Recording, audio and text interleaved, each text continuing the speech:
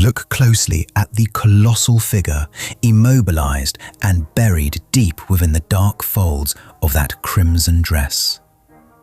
Right above him, hovering in the candlelight, cold metal scissors slide ruthlessly into his dark curls, ready to sever the source of his unstoppable strength. For decades, the global art establishment has worshipped this painting. They tell us every brushstroke screams of a 17th century Flemish genius operating at the height of his violent powers. It is housed securely within the National Gallery in London, defended fiercely as a flawless execution of the artist's darkest vision, and a cornerstone of European art history. But the underlying reality is significantly darker. The masterpiece you are looking at might be a meticulously orchestrated multi-million-pound lie, dragging you into a massive scandal that threatens to completely dismantle the foundations of art history. Before we even talk about who painted this, we need to look at exactly how it was engineered to hijack your psychology through sheer material science. The artist deliberately flooded this scene with a fiercely warm color palette to manufacture an atmosphere of oppressive sensuality. Look at Delilah's crimson robe anchoring the entire composition. That specific red was rendered using carmine lake, an immensely expensive dye extracted from crushed insects, and it forcefully pulls your eye straight down into Delilah's lap, right where Samson's vulnerable head rests. Then the artist introduces pure chemical illusion. The barber, actively severing the locks, wears a grey-blue coat that seems to inject a desperately needed cool tone into the stifling room. Yet modern chemical testing confirms the absolute absence of any blue pigments anywhere on this panel. The artist relied entirely on a brilliant optical trick, mixing pure lead white with coarse charcoal black to artificially simulate the recessive tones of the fabric inside your brain. Now, follow the light of that single wax candle held aloft by the old woman. Technically, it illuminates the exact fatal contact point between the scissors and the sacred hair. Psychologically, it exposes the old woman's craggy, decaying face. But the most chilling detail hides deep in the background shadows, resting on that marble statue of Venus and Cupid. Microscopic examination reveals that Cupid's eyes aren't blindfolded. Instead, his mouth is firmly bound with cloth. The artist shifts the ultimate blame for Samson's downfall entirely away from military conquest, placing it squarely on the silencing, destructive nature of human lust. We sit here waiting for the inevitable moment those scissors snap shut, entirely captivated by the sheer psychological weight of the scene.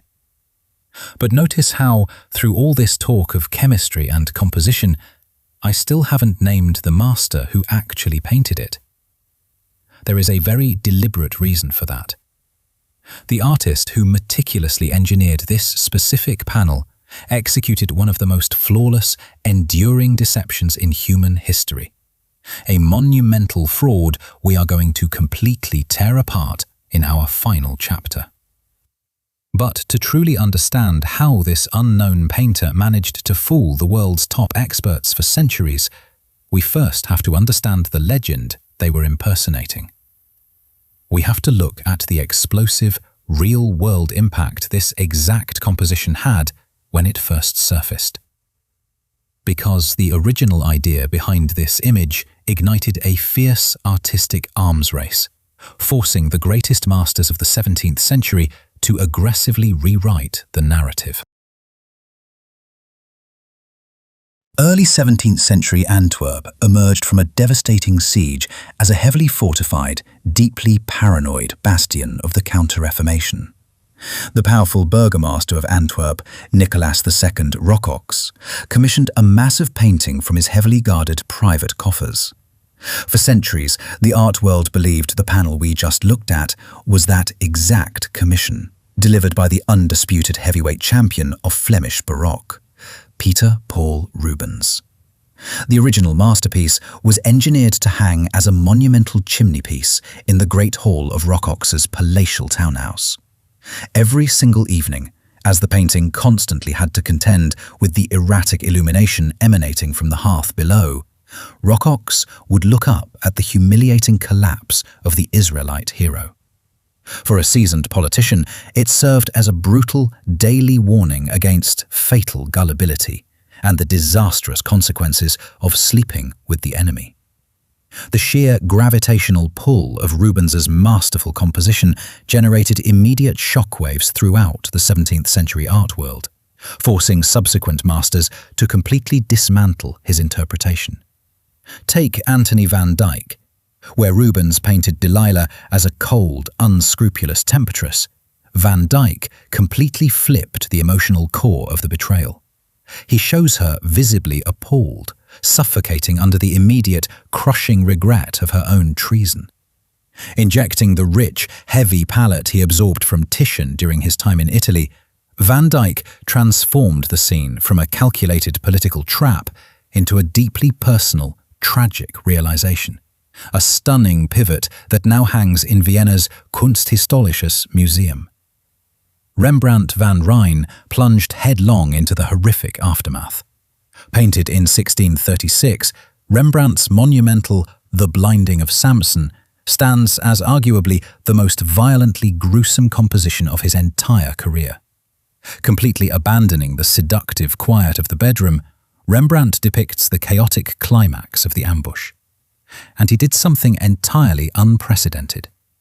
The painting is the absolute first of its kind in pictorial tradition. No other artist at the time had ever painted this specific, terrifying narrative moment. A heavily armored soldier relentlessly drives a heavy sword directly into Samson's eye socket, resulting in a visceral, shocking eruption of blood. Right in the background, Delilah is shown actively fleeing the carnage with a shock of severed hair and the scissors still gripped tightly in her hand. In Naples, Artemisia Gentileschi seized the narrative and fundamentally rewrote the gender dynamics. In her version, the male barber is entirely eradicated. Delilah herself wields the scissors, executing the mutilation with her own hands. Gentileschi paints Delilah as a decisive operator, seizing absolute control of her destiny. The narrative operates as an indestructible framework for exploring extreme vulnerability. Yet, as the centuries ground forward, the original anchor point of this artistic arms race became deeply infected by an entirely modern form of deceit. What happens when the celebrated masterpiece we have been dissecting is stripped of its authorship altogether, exposing a fraud so massive it implicates the highest institutions on earth? London, 1980. The National Gallery spends a staggering £2.5 million to secure what they believe is the crown jewel of the Flemish Baroque, Samson and Delilah. But the entire foundation of this masterpiece rests on a lie. The painting first resurfaced in Paris in 1929, authenticated by Ludwig Burchard, the reigning king of Rubens experts. Decades later, a historical bombshell dropped. Burchard was a fraud, systematically issuing false certificates for commercial gain. Today, at least 75 of his authenticated works have been permanently erased from the official Rubens catalogue. The National Gallery's heavily guarded prize carries that exact same tainted paperwork. The visual evidence is just as damning. Look closely at the bottom right corner. Samson's toes are brutally severed by the frame. Yet we know exactly what the 1609 original looked like. A 1630 painting by Franz Franken acts as a literal 17th century snapshot of the original owner's parlour. Zoom in on Franken's background, and the original Samson and Delilah hangs proudly above the mantelpiece, with Samson's entire right foot perfectly visible. The London version awkwardly chops it off, a massive red flag that it was either severely hacked down or it is a complete forgery. The closer you look, the more the illusion shatters. Even the physical wood has been tampered with. The original back was inexplicably shaved down to the thickness of cardboard, conveniently destroying the 400-year-old panel-maker stamps that would prove its age. Furthermore, a 17th-century painting should be covered in natural aging cracks. This one isn't. The brush strokes just look heavy and sloppy, completely missing the effortless touch that made Rubens famous. In September 2021, the controversy shifted to cold mathematics. A Swiss tech firm pointed an advanced AI at the canvas, training a neural network on 148 verified Rubens paintings to map his exact brushstrokes.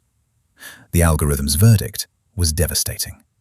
A staggering 91% probability that the painting is a modern fake. Fraudulent paperwork, severe anatomical cropping, physical mutilation, algorithmic rejection. Despite all of it, the National Gallery maintains a wall of silence, locking the discourse behind closed doors. But the truth is bleeding through the data. Now, I realize the absolute absurdity of exposing a forgery and then immediately offering to sell you a reproduction of said forgery. But let's be honest, it looks brilliant, and the backstory is completely unhinged.